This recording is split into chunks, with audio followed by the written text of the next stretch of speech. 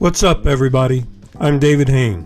Welcome to episode 184 of the A to D From Addict to Disciple podcast. If you enjoy this podcast, please like, subscribe, follow, and share the link with your friends. And you can go one further, that is to get two friends to listen to this episode and commit to chatting with them about that and see what comes out of it. If you'd like to get our curriculum, you can get the paperback or ebook of From Ashes to Destiny on Amazon. When we come back, we'll get into this episode entitled Unwanted, Ignored, or Misunderstood.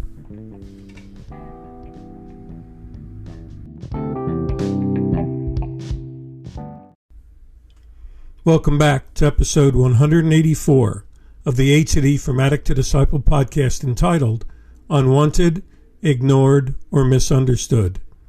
I want to give a big welcome to my friends in recovery from the U.S., South Africa, and Australia for their participation in this group episode.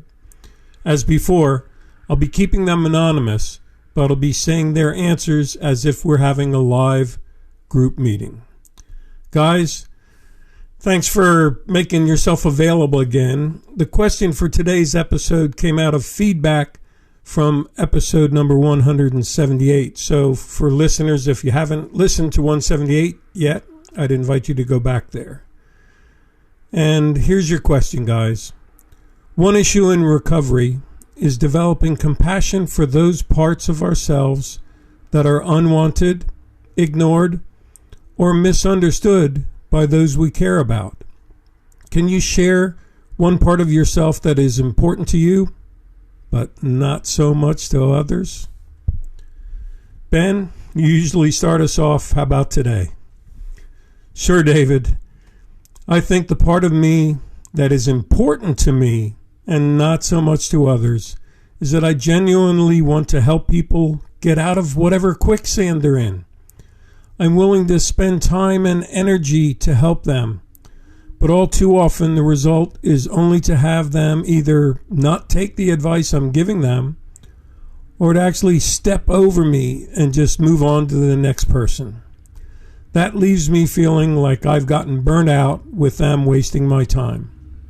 I guess what I'm saying is it's easy for me to get burnt out.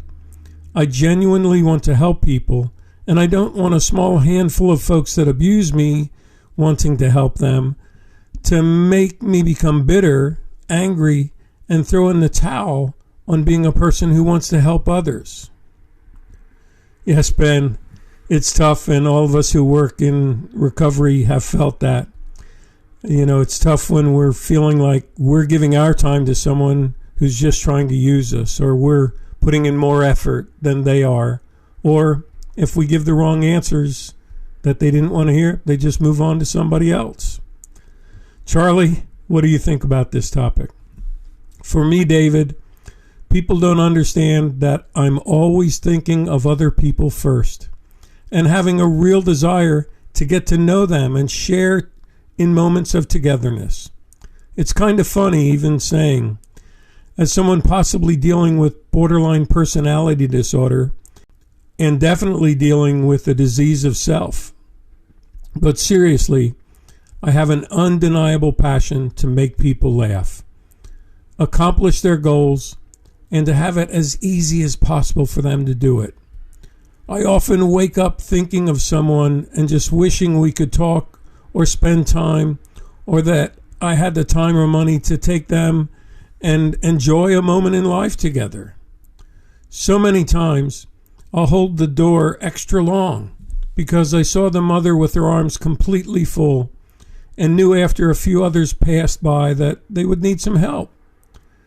Now, I'm not perfect and I can't always get there, but that's my heart. It really is, and has been since I was a young boy. Often people think that he held the door for the lady so he could hit on her, or this guy's trying to steal my job, or that guy's a people pleaser who's acting in an unhealthy manner. No, not 99% of the time.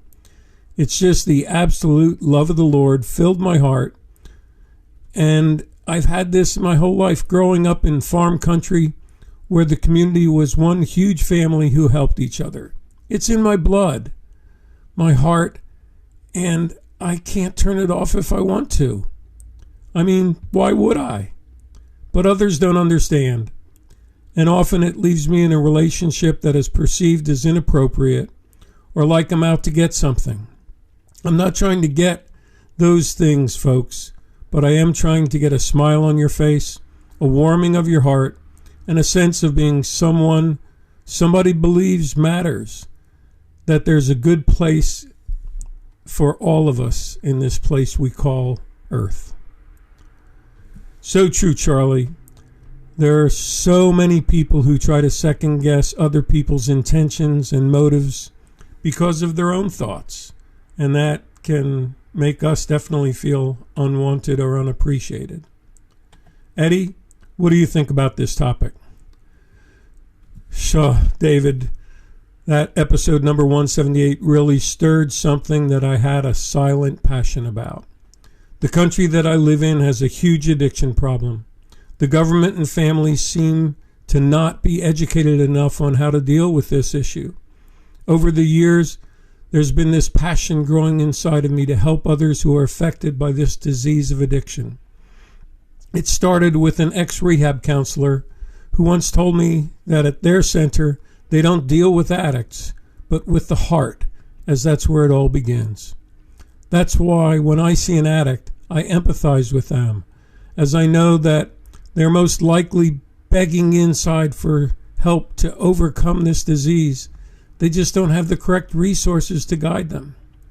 Whenever I try to explain my journey, I always tell people of you, David, and how you have impacted families and communities with your books, podcasts, and your passion for people. I know that firsthand.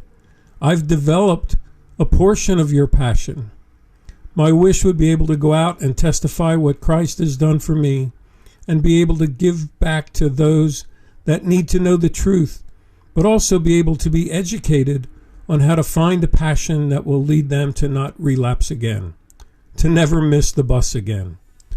Whenever I've chatted with family and friends, they brush me off with the statement that the problem is bigger than me.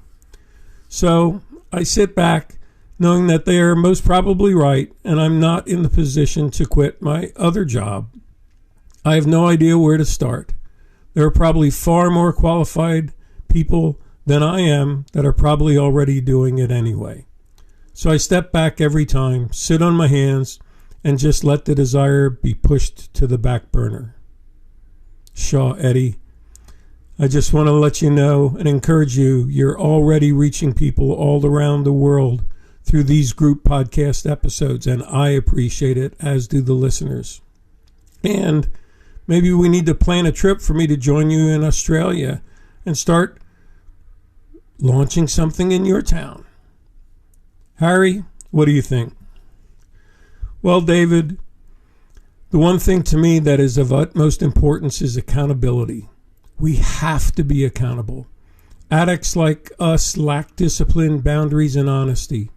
The one thing that kept me in line was accountability.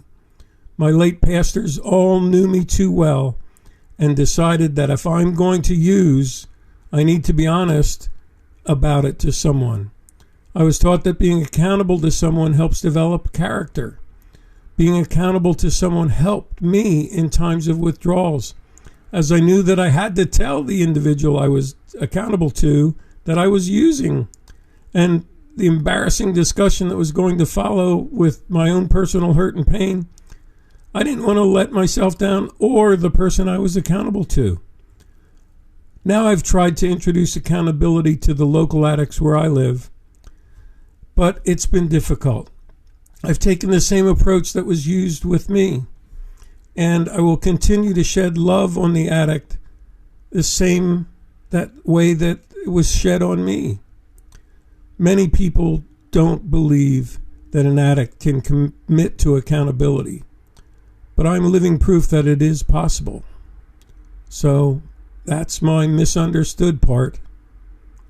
Well, Harry, it is difficult to introduce accountability to addicts early in recovery, as they don't even trust themselves. So why should they trust you? I've heard that over and over again. Freddie, our newcomer again, welcome back, and we'll let you close us out again today. Thanks, David, and thanks, guys. One part of myself that's important to me, but not so much to others, is self-worth and feeling that I'm good enough. I learned that self-worth has to come from within myself. My addiction was an escape from the anxiety and depression that burdened me since I was in grade school. What cured all of my problems? Drinking. Well, it worked till it didn't work anymore. I felt like I was an actor living a double life. It was the last months of my 38th year of drinking, at the age of 53, that I tried to take my own life. Miraculously, I survived with no complications. I went from the nut hut to rehab, and this was the start of my recovery. I needed to heal in so many ways. Working the steps has given me peace, power of spirituality, and purpose to give to others. So, I try to keep it simple and see my self-worth in the aspects of my life. Good stuff, Freddie. Thanks for your input. And, just be assured that guilt and shame from our years of addiction make it hard for all of us to find self-worth. And I'm just want to give you props for making that a key area for you to stay in touch with. Thanks, guys.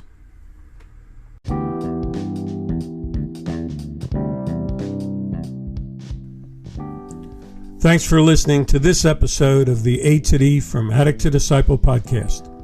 If you were saying, that's me, I've felt ignored, unwanted, misunderstood quite a few times, then it's time now to reach out and join a group. You can message me on the link in this podcast or by email at davidfromatod@gmail.com or go to my website, www.fromatod.org, and click on the contact page. If you're listening on Spotify, you can leave your comments by clicking on the link they provide in that platform. Tune in Monday for our next episode, and as always, stay safe and stay resilient.